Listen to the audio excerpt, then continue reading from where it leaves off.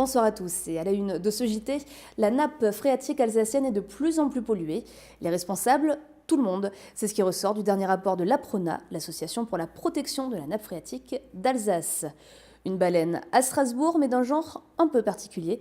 Sa spécialité, ramasser les déchets dans les rivières. Ses créateurs, une start-up locale. Et puis on partira à Haguenau, participer à des ateliers de découverte de la photographie et de l'illustration. C'est à destination des enfants et c'est juste pour les vacances. Mais pour commencer, en bref, suite à l'importante augmentation des actes antisémites en France et en Alsace l'an dernier, de nombreux rassemblements sont prévus demain en Alsace pour dénoncer ce phénomène. Plusieurs partis politiques sont notamment co-signataires d'un appel à la mobilisation. Ça se passera à 19h demain, place de la République à Strasbourg. Un rassemblement sans drapeau ni bannière. Et puis le consistoire israélite lui a lancé il y a une semaine son cri, un manifeste contre l'antisémitisme qui rassemble à l'heure actuelle plus de 4500 signatures. Dans le reste de l'actualité, l'eau des sous-sols alsaciens est de plus en plus polluée. Un nouveau rapport de l'APRONA, l'Association pour la protection de la nappe phréatique de la plaine d'Alsace, publie des résultats alarmants sur la qualité de l'eau. Un état des lieux réalisé tous les 6 ans en partenariat avec la région Grand Est et l'agence de l'eau Rameuse. Alors comment surveille-t-on cette nappe phréatique? Réponse avec Camille Roland. Donc on fait descendre la sonde jusqu'au niveau d'eau. À partir du moment où ça va sonner, on va atteindre le niveau d'eau, on va lire la mesure au niveau du bord du piézomètre. Voilà. Avec cet appareil, Didier mesure le niveau de la nappe phréatique. Sur ce piézomètre, situé à Oberscheffolsheim, cet agent de l'APRONA, l'Association pour la protection de la nappe phréatique de la plaine d'Alsace, réalise un prélèvement tous les 4 mois. Des données qu'il récupère ensuite avec un ordinateur portable. Sur ces points-là, on fait des mesures de niveau et également des mesures de température, des variations de la température de la nappe. Donc ici par exemple, on a une température de un peu moins de 12 degrés, ce qui est à peu près la moyenne sur la nappe d'Alsace.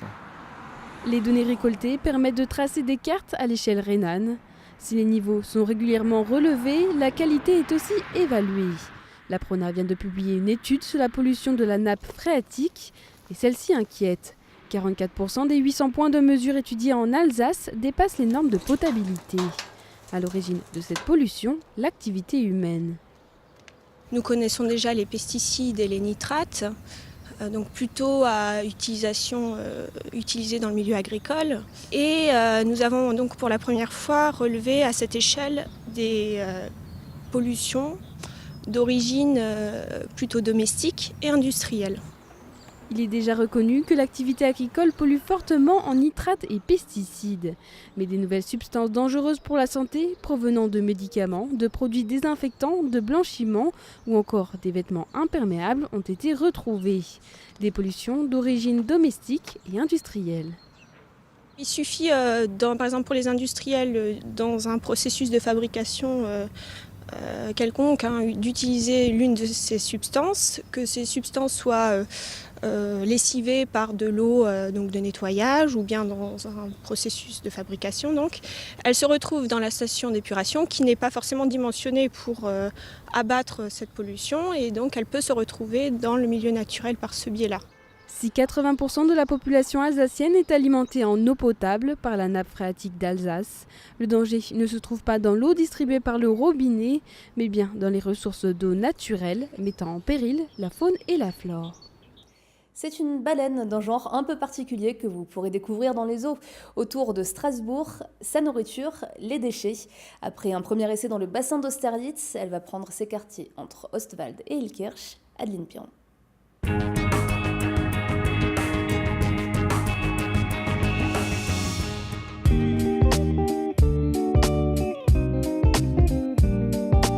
Les baleines nagent aussi dans les rivières. Sur la presqu'île Malraux à Strasbourg, un étrange animal flotte sur le bassin d'Austerlitz. Il s'agit d'un prototype baptisé River Whale. La start-up strasbourgeoise H2OP, à l'origine du projet, expérimente une machine pour capter les déchets plastiques dans les cours d'eau.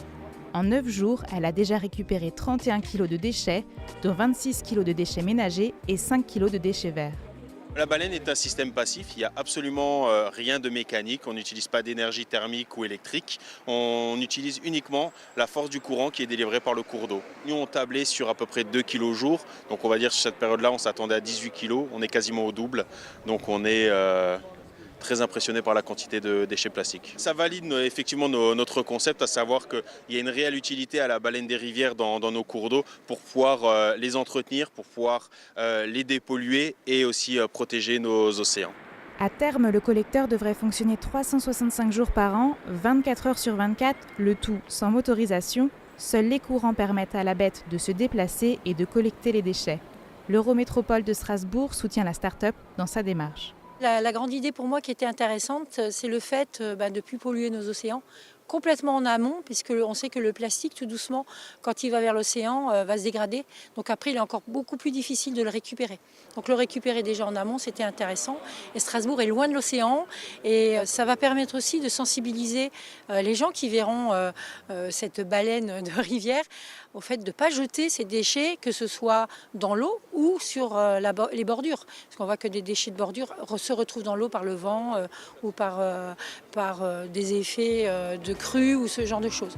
Dans quelques jours, la baleine rejoindra l'île et c'est dans une entreprise du Jura que la version finale en plastique recyclé verra le jour. H2OP estime que l'agglomération aurait besoin d'une 50aine de collecteurs pour atteindre un taux de valorisation proche des 80%.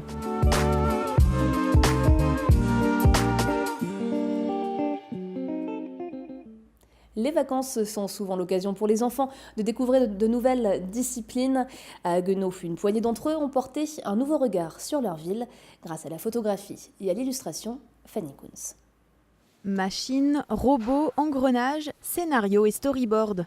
Un groupe de jeunes s'essaye au dessin et porte un regard différent sur la ville de Haguenau. Accompagnés par l'illustrateur de bande dessinée Jean-Louis Thouard, les jeunes se laissent guider par leur imagination. L'idée, réaliser un carnet de voyage qui revisite l'architecture de la ville alsacienne sous l'angle du mouvement artistique steampunk, un mouvement initié entre autres par Jules Verne.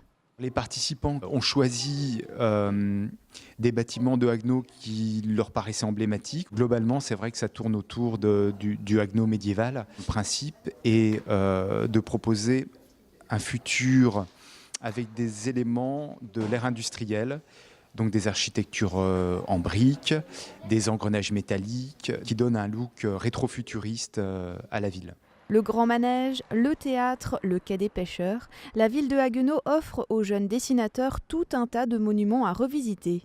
Pour Simon et Mathis, le choix architectural a été facile.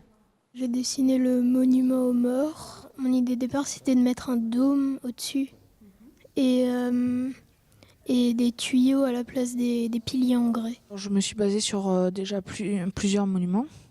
Le grand manège, le musée historique. L'architecture du grand manège, elle ressemble beaucoup à, par exemple, des usines de l'époque victorienne. Donc c'était parfait pour s'accorder ensemble. La médiathèque de Haguenau propose régulièrement des ateliers et ce trimestre, c'était la thématique de la ville qu'elle souhaitait développer. Ce qui nous paraissait intéressant, c'était de travailler à la fois sur la ville de Haguenau et de réussir à la mêler finalement à l'univers des histoires et du graphisme. Les carnets de voyage imaginaires autour de la ville de Haguenau devraient bientôt être exposés.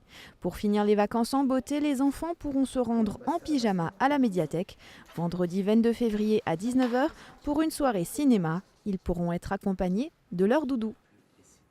Les femmes étaient à l'honneur du salon Wine Paris. L'association Femmes de Vin y a célébré ses 10 ans et parmi elles, des vigneronnes alsaciennes des Divines d'Alsace, Nora Boriois.